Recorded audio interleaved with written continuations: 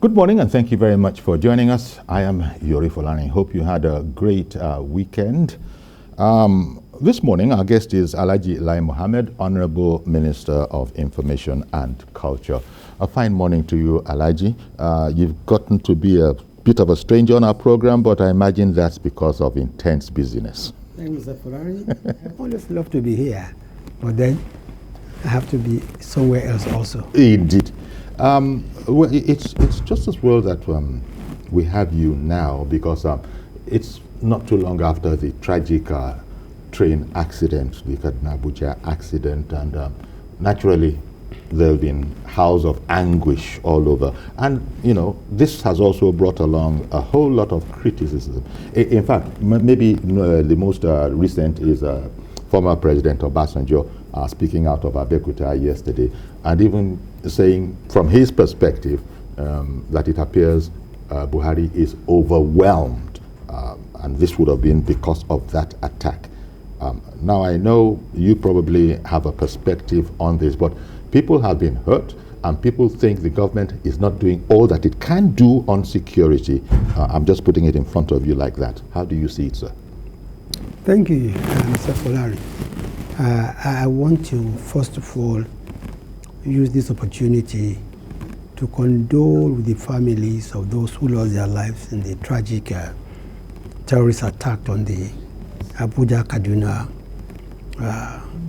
train on Monday night, and also to wish those who are injured quick recovery.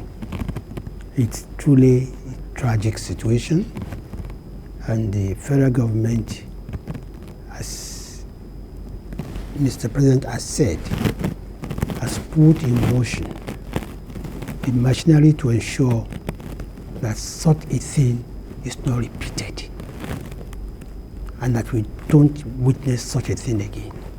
And one of the things Mr. President has decided to do is to fast track the installation of an integrated surveillance and monitoring system, not just on the rail track or on the Abuja-Kaduna rail, but also to install a similar thing on the Lagos-Abuja and also on the Warri-Itakpe, Ajaokuta, to ensure that at any given time, 24 hours, 7 days a week, would be able to monitor from our control room those who want to sabotage our tracks and terrorists that want to, attack trains. Once again, I said this is a very tragic situation, but we must also always understand that this is the way terrorists behave. They've been quiet for quite a while, if my records are correct. And then since about 4 months ago, the military has done everything to curtail them on the Abuja-Kaduna road and Kaduna-Abuja rail. But you see, like all terrorists, they seek for one dramatic, attack that would wipe out or seem to want to wipe out whatever successes the military has achieved over the years. But we must not forget that despite this, sad incident, the military has been working very hard and they have been recording successes in their fight against terrorism. Okay. Would you accept the criticism that especially Mr. President's statement and directives after the incident, that these are more in the reactive side of town as opposed to being proactive? All these security, directives, and especially that one about, among other things, Mr. President has directed that we need to do that which will make sure that this doesn't ever happen again. Some people have said that the president has said that frequently, but these things keep on happening. You see, Mr. Folani, it's always very easy when you're on the other side to say this and say that. But we must not forget that we are fighting terrorists. We are not fighting conventional war. And when you are fighting terrorists, what they try to do is to seek for your soft underbelly and inflict a spectacular, attack that would make you look incompetent. But don't forget that we inherited this terrorist, this terrorism. We inherited them. We inherited it. This banditry, we inherited it. But this is not the issue. The issue is, what have we done? And this is why I think we must give kudos to our military. Please continue. Yes, we must give kudos to our military. We must appreciate what the federal government has done in terms of providing the enabling environment also for the military to wage this war against terrorism. I think Nigerians, we've forgotten very easily that 7 years ago it was impossible to go to most parts of the country, especially in the northeast. I remember that when we came in 2015, of the 20 local governments in Borno State, 13 were under the full control of terrorists, of Boko Haram. But in recent times, we can see that there's no one single local government today under the control of Boko Haram. Now, recently, thousands of terrorists and their families have surrendered. And this is because of the effectiveness of our military. They've decimated their camps, they've bombed them out. And this is also because the federal government has not folded its arms. It has supplied the security service with the platforms they need. For instance, you look at the army, among others, the federal government recently provided about 150 MRAPs trucks, about 100 trucks, about 60 APC. In addition, the federal government ensured that they employed about 10,000 more personnel into the military. Also provided accommodation for the military and for the army. And when you look at the Air Force, for instance, the Air Force, the federal government procured the Super Tucano, 12 of them, provided the 3 JF-17. This is we call it Thunder aircraft fighter. In addition to other platforms that have been provided for the Air Force, it is this combined effort that has made it possible for us to decimate the terrorists. And if we even look at the Navy also, the Navy has acquired the Falcon Eye. It's their third locally built seaworld boat. They procured a new helicopter, 4 inshore boats, 90 rigid hull inflatable boats, all to pursue and fight out the war against terrorism. And the police have not been left out. The initiative of the police on community policing is being implemented. Over 25,000 constabularies have been trained and taken back to their states of origin to help in collecting, intelligence, and also to improve the visibility of the police. In addition to, about 200, Buffalo branded vehicles that were bought for the police, and more importantly, the welfare of the police has been looked into. Today, and recently, the federal government, reviewed the wages of the police and increased by 20%. And all of this is supposed to increase the efficiency and impact of and honestly, we have been feeling the impact because we know what the war against terrorism was and what it is today. But like I said, this is not a conventional war. This is an asymmetric war. And what they are actually want to achieve is to come back to the front pages. And they must be gloating and they must be very glad now, very happy that every headline is about them.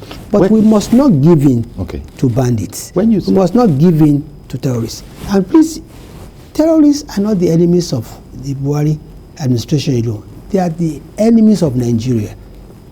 When you said this is not a conventional war, I understand you. Most people listening will also understand what you're saying. That's in relation to guerrilla warfare and the way they fight, which is not the way armies, are trained to fight. But is there also an aspect of the expression, quote unquote, terrorists, so-called, are Nigerians as well? And so we can't bring the full weight of arms to bear on them because they are Nigerian too. And I'd like you to link this idea to notions that those that the military, capture, if you want to call them prisoners of war, even though we've said this is not a conventional war, those are being de-radicalized and allegedly being recycled back into the army. If you look at those two, sir, and then against the backdrop of Obasanjo, who has also been a commander-in-chief, a president and commander-in-chief, now saying with his knowledge of how things work that, to quote this day newspaper this morning, Buhari is overwhelmed and Nigeria is in serious situation. This is very worrying to most ordinary people reading and just listening to these kind of things.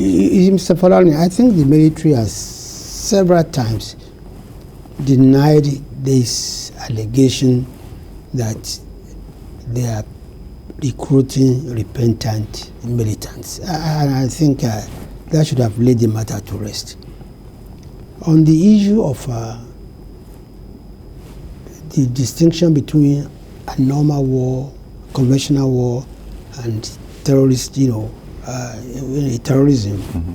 And the fact that the Nigerian army can wipe them out if they wanted to. You see, the thing is that terrorists and bandits live among us. They're not just Nigerians. They're Nigerians, they live among us. And I do not think it is really possible, it would really be fair to make innocent people collateral damages of this war. Okay. The military must, at all times, adhere to the rules of engagement, while terrorists don't. And this is what makes this fight a bit more difficult for a conventional army. But having said that, the federal government would continue to ensure that every territory, every inch of our territory is safe. We are combating and we are fighting bandits, we are fighting terrorists, we are fighting all forms of non-state actors. But the truth of the matter is that we are rising, stoutly to these challenges. Okay. How about the criticism of former President Obasanjo, who nobody can say doesn't know how it works? No, you see, I think I've really responded to that. Our military, they are doing their best. The government is by no means overwhelmed, even if it appears to some that it is overwhelmed. And that is why I've tried to explain the success of the military in recent times, the fact that thousands of terrorists have surrendered, the fact that we've retained territories, the fact that the federal government has also, been giving the military, the security forces, the platforms, the enabling environment to win the war. So for us, even if it looks like that, like I said, when the terrorists, when they attack like that, their aim is to really, with just one single spectacular attack, discredit the military. But that does not take away from the successes of our military in the last, couple of years, in the last couple of months, in fighting, terrorism, and they will remain focused in fighting terrorism. Okay. And they are not going to fight it on pages of newspapers. No, they are fighting it every day. And this is why I think I said that Nigerians should understand that these terrorists are not the enemies of Buhari or enemies of Buhari themselves. They are the enemies of the entire country. And we need the support of everybody. We need the military. They need your encouragement. They need, your understanding, because they are laying down their lives every day so that me and you can walk freely. When you first of all, we hear that the damaged part of the track has been fixed. That was speedy, because people have said it is generally known that ordinarily rail is quite safe. It's one of the safest modes of transportation. And so the fact that the rail is going to be up, the security aspect that the president directed must be fast-tracked. I think the Minister of Transportation said that even when the tracks have been, repaired, there will be no operation on that particular stretch, Abuja-Kaduna, until we have installed the integrated surveillance system. Okay. Meanwhile, it will continue, because you did say that even up to Ibadan. But it would be repeated in Ibadan, Lagos Railway, and also the Warri, Itape, Ajaokuta. Okay, that's the security. Yes. Those are the 4 rail tracks that are being used daily by everybody. The Abuja Metro Line, the Abuja-Kaduna, the Lagos Ibadan, and the Warri, Itape, Ajaokuta. So the Abuja-Kaduna, for the moment, will because we are doing repairs, but at the same time we are fast tracking the installation of these gadgets. Now, of course, this is important, and you've addressed it, but you also have the opinion, because I've read that out in the press when you had a press conference, that circumstances would appear to be conspiring together to try and sweep, if possible, 7 years of what you refer to as unprecedented achievements under the capital. Sweep it away. Yes. Shortly before this attack, there was this, statement by the PDP, which was nothing but an attempt to dismiss the unprecedented, achievements of this administration. Yesterday, I was in Ibejuleki at the Dangote refinery and petrochemical industry and the fertilizer plant, and I was quite impressed and very proud to see the kind of achievements that have been made under this administration. We went to the fertilizer plant, and we can see that with that fertilizer plant, the future for food security in Nigeria has been established, and with the petroleum refinery, we are going to have energy security.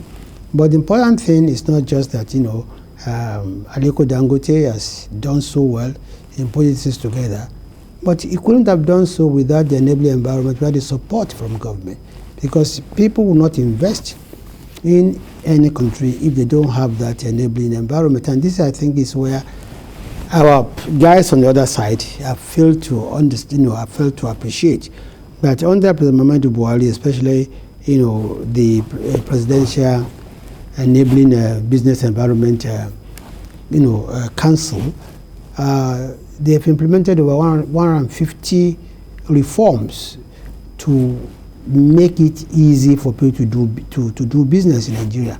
This is why Nigeria has been able to move 39 steps on the World Bank Index of Ease of Doing Business over the years.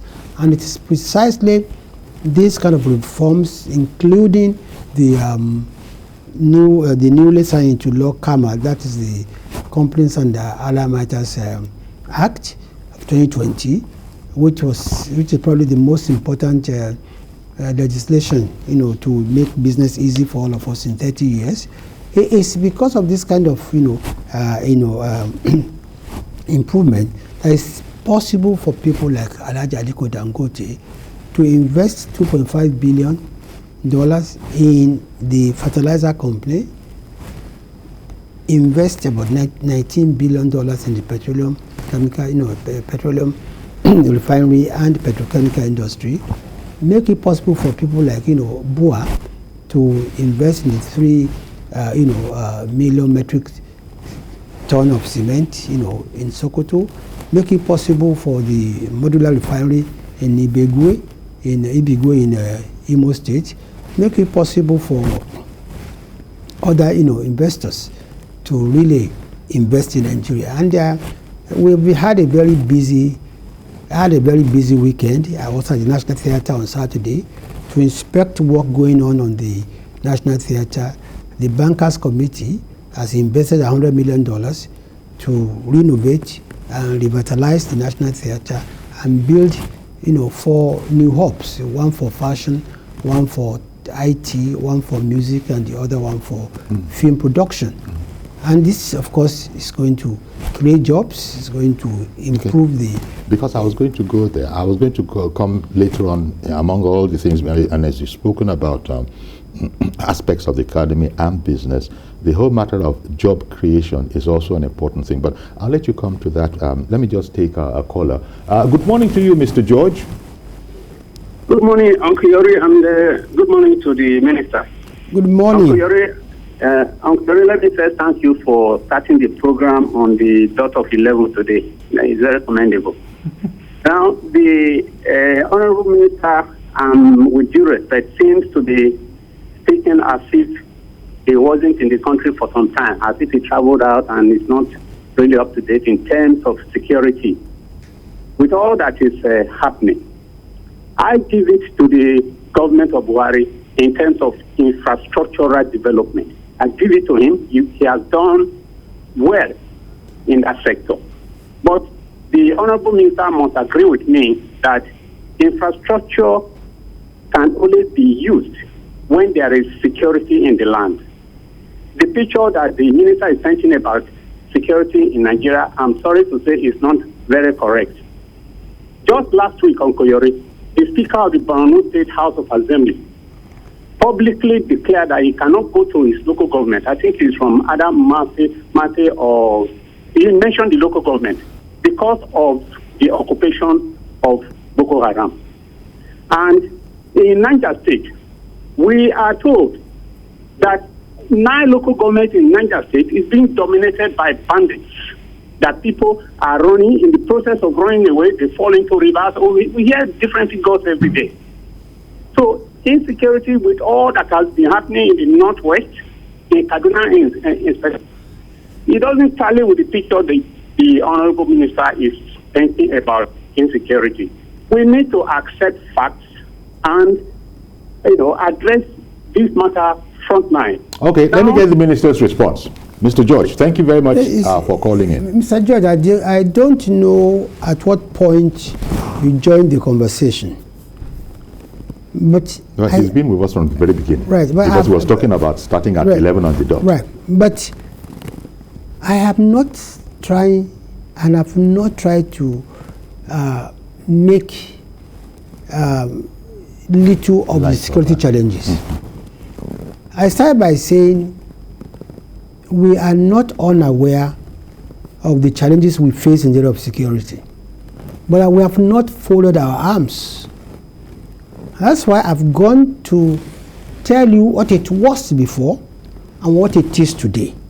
That's why I've gone to tell you what we have been able to achieve in terms of securing the northeastern part of this country, the fact that we have put the bandits on the run, the fact that our acquisition of the Super Tucanos and the fighter and the Thunder, aircraft fighters have helped in decimating camps of bandits, has helped, they've helped in, decimating terrorists, which has also led to many of them surrendering in droves.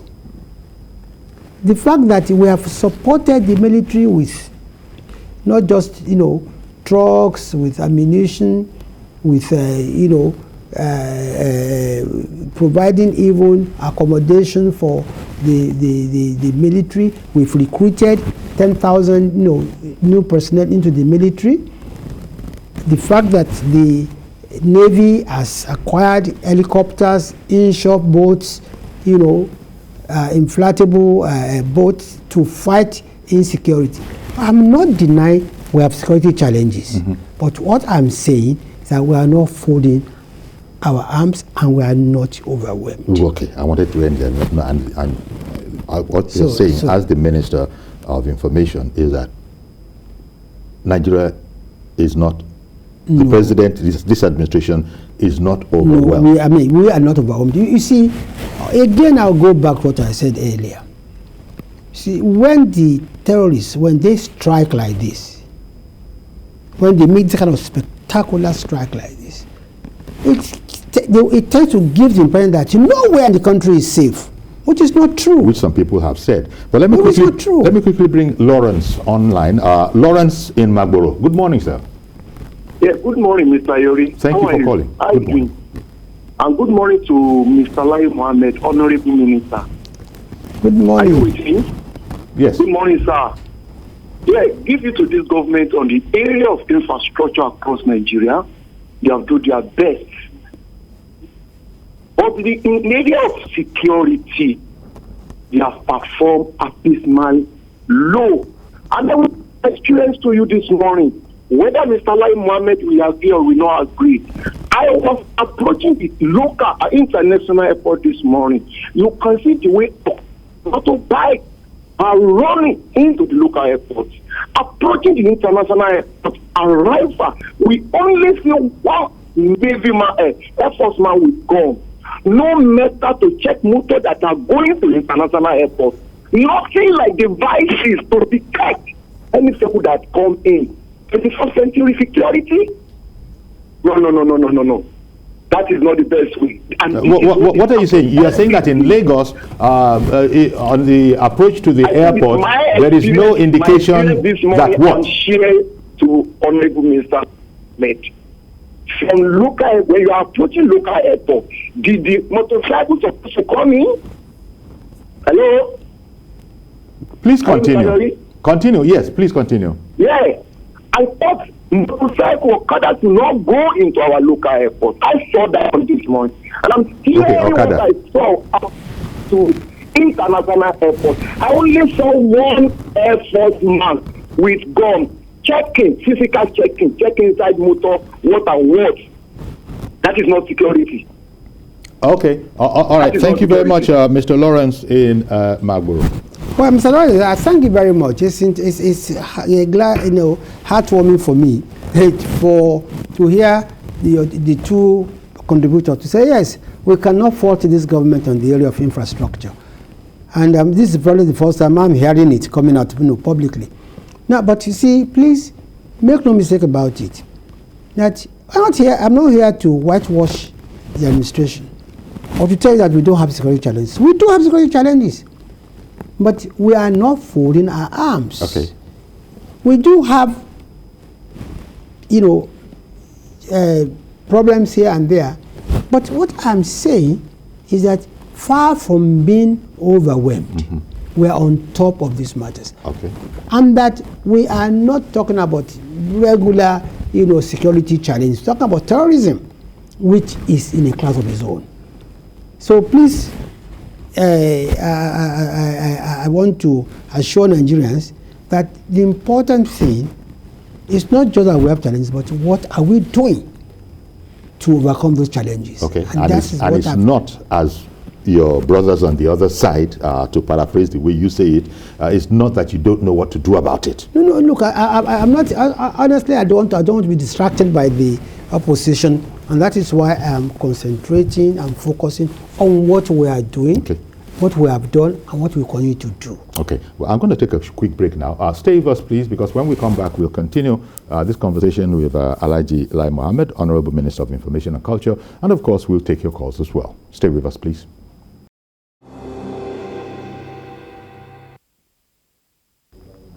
Okay, welcome back.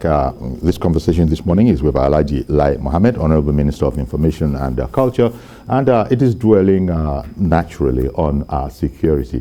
And as the Minister put it, infrastructure, which, you know, all of this, the noise coming from the tragedy, would sweep away 7 years of, you know, unprecedented achievements, if that were possible. But the minister is saying that that is not a possibility. You can't sweep away all of that. Now, Minister, just before we went, the person who called in, he referred to the airport in Lagos. Maybe that's a cue for us to talk about achievements or developments in the aviation sector as we look at, we're talking about the train sector, the aviation, and maybe the roads later on. Thank you, Mr. Fulani. I didn't quite get the hang of the question on the airport issue. But sorry, sir, can I just interrupt you? Yes, Let sir. me include Samuel, who has come in from Kaduna, so he can probably put their ideas together. Good morning, Mr. Samuel in Kaduna. Morning, sir. Good morning. Nice work, sir. Mr. Samuel. Yes, sir. Good morning. Good morning to you, sir. Please go ahead with your observation or question. The Minister of Information said that when they came on board, about 13 local governments were in the hands of Boko Haram.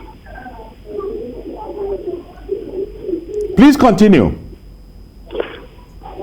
But is it not better for 13 local governments to be in the hands of terrorists than the whole country to be in the hands of terrorists? For God's sake.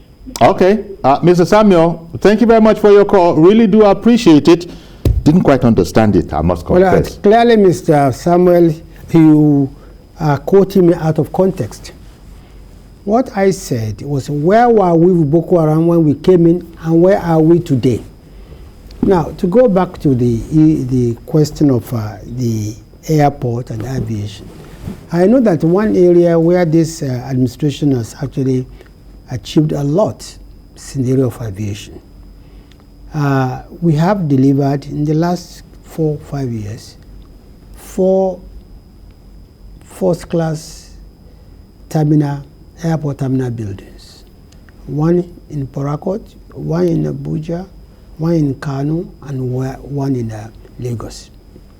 Within the same period, we have been able to deliver, construct, and establish and construct and install at the Nigerian College of Aviation Technology in Zaria a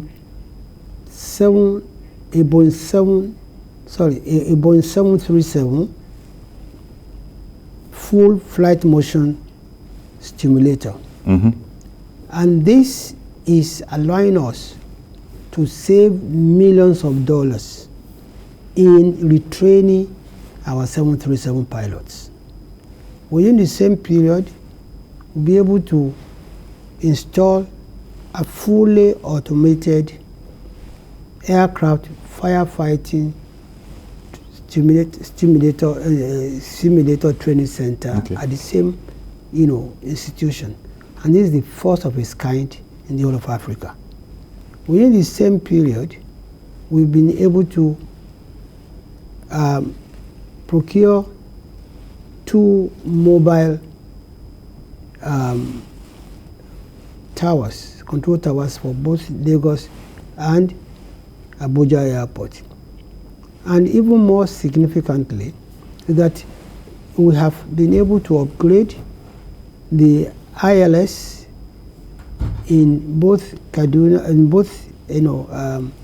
Abuja and Lagos Airport to ensure that aircraft can fly in even when there's low visibility. Within the same period, we have started the construction of a new second runway in the Lai Mohammed Airport. We have refitted the Nigerian College of Aviation and Technology with new trainer aircraft. And as we speak today, 6 has been, have been procured to give better training to our pilots. Now, so in the area of the aviation industry, which our people on the other side left in tatters, this is what we've achieved in under 7 years. Okay. Ene in Makurdi, good morning to you, sir. Yeah, hello, my name is Kenne from Makurdi. Ene. Okay, I got that. No, not Ene, it's Kenne. Kenne? Yes. So sorry. Yes. Thank you for correcting us. Kenne, go ahead, please. It's all right. Good morning, the Honorable Minister, sir. Good morning, Mr. Kenne. Thank you very much. Yes, go ahead. Don't listen to the echo that is replaying the sound. Just go ahead, please. Okay. Yeah, I want to tell the Honorable Minister that the APC-led government have actually done much in the area of infrastructure. They have gone so much in the area of infrastructure, but in the area of security, I want to disagree with the Honorable Minister, because today across the country, we're having it so hard from the terrorists. We just have recently heard that terrorists took over the Kaduna airport, which was not good. And just a few days back, we heard where the train from Abuja to Kaduna was attacked. And we count a lot of casualties. I want to put it to the federal government, led by President Muhammadu Buhari, that in the area of security, they have not done what Nigerians expected of them. Let us take it from this angle. From 2015 to this day, to today, a lot of people's lives were lost. Economy is not too stable. And this is coming from insecurity within the country. Let us accept this and then try to bring ourselves on the table to discuss what is the problem. I have so much belief that a lot of Nigerians are aware of what is actually going on, and some specific individuals in this country know what the country is going through today. Let us fish out these people. We hear from the newspapers, we watch from the newspapers and televisions and radios, that we know what is the problem of this country in the area of insecurity. But we're not setting this in. I want to challenge the federal government at this point. Let us sit on the round table. There's nothing to negotiate with anybody. If you know that these people are somewhere. Okay. Thank you very much, Kenne. Appreciate your call. Mr. Kenne, I thank you very much. I don't think you have really said anything different from what I have said. We appreciate the challenges we are facing in the area of insecurity. But we are doing all we can do. We are going to do more, and we are going to ensure that exactly, the kind of thing that happened in Kaduna does not repeat itself anywhere again in the country. But this cannot take away from the successes of the military and of our security, forces in the last, couple of years. And we must continue to encourage them, and the federal government continue to provide them with what they need to fight terrorism. But every citizen also has a duty. We need timely, information. We need timely, intelligence to be able to, help, in confronting terrorism. But like I said, I'm glad that everybody has now accepting. In the area of the infrastructure, the government has done very well. Yes, we'll continue to do well there, and we'll continue to do much even better in the area of insecurity. Unfortunately, it's probably easier to fix roads, fix bridges, improve the economy at times than fighting terrorism. And that has been the experience all over the world. So your points are noted, but we go back to the issue of sectoral, achievement, and this is why I think it's important for Nigerians to know exactly what we've achieved in the area of infrastructure, even though everybody admits. Because when you look at the Lagos-Ibadan Expressway, which hopefully we are going to commission and the end of this year. But already, the people using that road have already seen a difference in terms of, safety. There are no the kind of accidents used to happen on them on that road is no longer there. The man-hour has been saved. But apart from that, we have also delivered.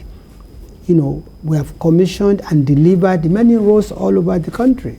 And I will start with the Nnewi Induma Road, which links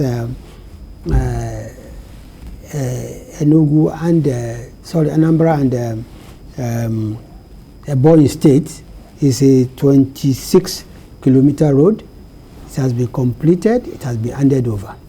There's also the Kanu-Maiduguri Road, Section 2, that is Shuwari to Azare, is 102-kilometer road between Shuwari and Azare in Jigawa and Bauchi State. It has been completed and handed over. There's also the Kanu-Maiduguri Road, Section 3, which is between Azare and Potiskum. It's a 108-kilometer road. It has finished and been completed.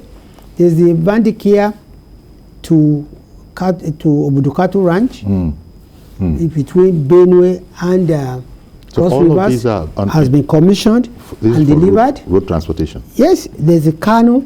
Sorry, there's also the road between Sokoto, Tambua, Jega, Kontangora, and Makera. It's a 304-kilometer road. Okay, delivered. Sorry, sir. I must bring in Sunday, who has been waiting. I didn't want to interrupt you. Yes. He's been waiting. Sunday calls in from Jalingo, Taraba.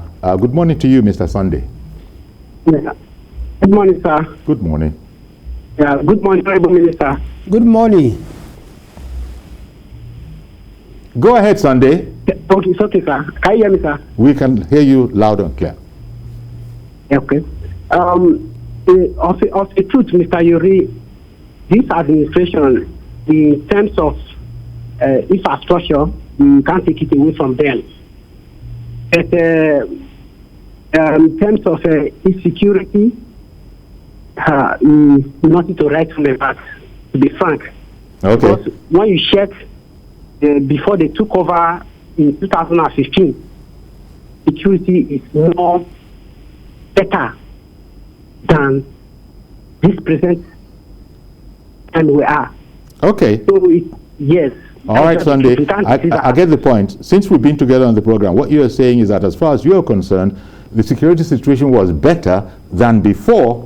It was better before the Buhari administration took over than what we have now. That's what you are saying. You've handed the infrastructural development to them. Let me get the minister's reaction. Thank you, Sunday.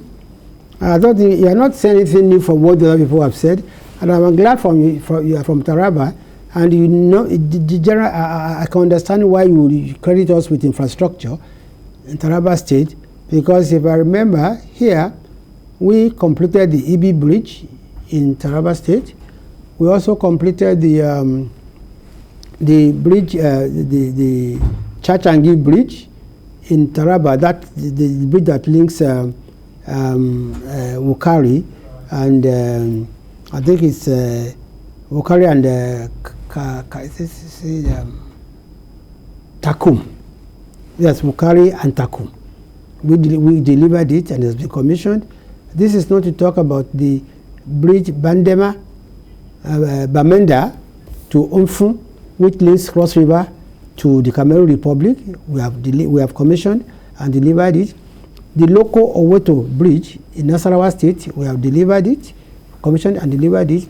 We have delivered the Kodokarfi Bridge in Kogi State. So in the area of infrastructure, I can go on. Oh, yeah. But you see, the important thing is that this single spectacular, attack seem to attempt to wipe away all this infrastructure. Yeah. And then... You know, it's the worst kind of real attack we've ever experienced. And I must say that, you see, our success is not just in the area of infrastructure. Because, and it's important for Nigerians to understand this. We'll come to that, sir. Let me quickly bring in Chidi, who has called in from Kafanchan and has waited a while. Thank you for holding on. Go ahead now, Chidi. Good morning, Uncle Yori. Good morning, sir. Good morning, the Honorable Minister for Information, Alhaji and Barrister Lai Mohammed. Good morning, Chidi. How are you? I am fine. It is my pleasure to speak with you this morning. I want to commend the efforts of the federal government, which we are part of, for what they are doing in the provision of infrastructure in and around our country, Nigeria. And at the same time, I want to sympathize with the families that lost their loved ones in the recent train attack that has wreaked a very serious havoc in the lives of Nigerians. At the same time, I want you to please help us to convey our feelings to the government of the Federation of Nigeria to look inwards and take a proactive step in order to render security for our people instead of being reactive. Oh, okay. Well, hello, Chidi. Hello. Thank you very much, Chidi in Kafanchan. Really, what you are covering, what you are saying now, since I imagine we've been together from the top of the program, there'll be quite a number of submissions exactly like this. So the minister has said that no problem, fairly put. He said it. If you didn't hear it, he has said that he's not about to say that there are no security challenges, but that the point he is making is that the government is on top of it, and far from former President Olusegun Obasanjo saying that the government is overwhelmed. Lai Mohammed says that is not the case. That's, because the point you are making has been made by 3 or 4 people before you. Yes, honestly, it's the same point everybody is making. And yes, we have a myriad of challenges security-wise, but we are tackling them. We are rising to the challenges. But no government will say, oh, let me just face security alone. I will not face, employment. I will not face, development or social, Yes. Thank you for going there, because I wanted to bring you to the matter of jobs creation.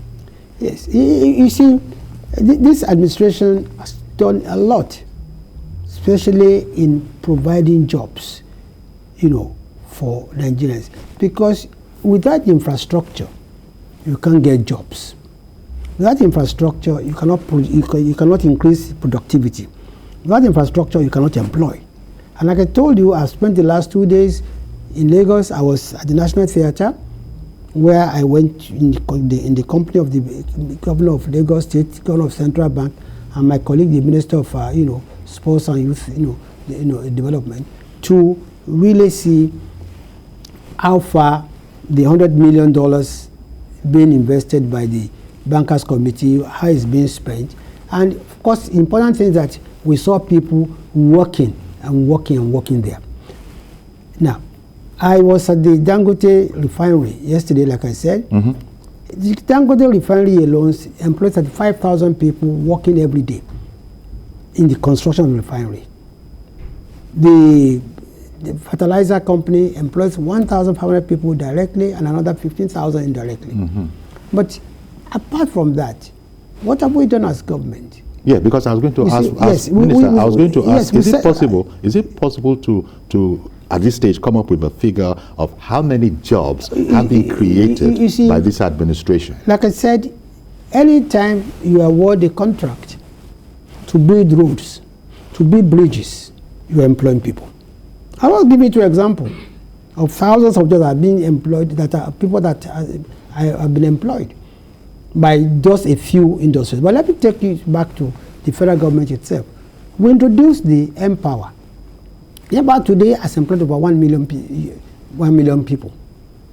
We started the National Social Investment Program. And it is the biggest, social intervention program in the whole of sub-Saharan Africa. And under it, we have the government enterprises and empowerment, program, which has benefited 4 million Nigerians to date. 4 million to date. 4 million Nigerians to date. Okay. That is GEEP. Under our NSIP, we have the homegrown school feeding program that feeds 10 million pupils 1 decent meal a day. In the process, it has also employed about 100,000 people, cooks and the like, and also benefited at least 100,000 smallholder farmers. Okay. Under the same program, we have what you call HUP, which is the Home Uplifting Program. The HUP provides a grant, what we call conditional cash transfer of 5,000 naira to 2 million vulnerable Nigerians. Another 1 million urban poor was added to it during the pandemic. But those are not jobs. But they are benefits, but they're not really jobs that can sustain yes, the people. I've told you. Yes, you did. I've told you, when you empower people, you also create jobs. The 4 million people were empowered under GEEP. Of course, they're going to create jobs. Okay. Okechukwu in Enugu has been holding on for ever so long. And I apologize, but I didn't want to interrupt the minister at that very important juncture. Please go ahead now, Okechukwu in Enugu. Good morning, Mr. Lorin. Good morning, sir. It's been a while, sir. And good morning to the Honorable Minister. Good morning, Chukwu. What I want to say is this. I want to deviate a little from what other contributors have said. Okay. Although the current administration have done well infrastructure-wise, but what I want to ask is this. In Enugu, Akanigam International Airport, that particular airport, I mean the international wing of it, that building is almost completed. Even the glasses are up. And from inquiry from one of the site engineers, I was informed that all the equipment and everything that they need to use in finishing the building is inside the construction site. But for more than 3 years, that particular international wing has been like that, and some of the glasses are falling off. Now, another point I want to raise is Makurdi Onitsha Expressway at the CBN Quarters Junction. There is a death trap and disaster waiting to happen at that particular point. The road is so bad that within 2 weeks, 3 tankers carrying petroleum products have fallen on this particular road. Thank God, last week, they've now sealed the particular road to avoid further disaster from happening. The first time that this thing happened, people were scooping diesel. Okay, thank you very much, Okechukwu. Well, you spoke about Enugu. Yes. Well, you see, what I know about Enugu Airport is that we just completed the runway. He spoke about roads. I can assure you that apart from the list that I've just told you that has been completed, we have 800, jobs going on in different parts of the state, covering 13,000 kilometers of roads. And there's no one single state today in Nigeria we don't have a project, either a road or a bridge. Okay. And we're doing a lot, in the area of infrastructure, as they said. Now you talked about jobs. You said, well, let's go to agriculture, for instance. Well, we've run out of time, unfortunately. Yes, it's because you're talking about job. Yes, I did. You talking about job. You see, before we came in, we were importing rice in this country.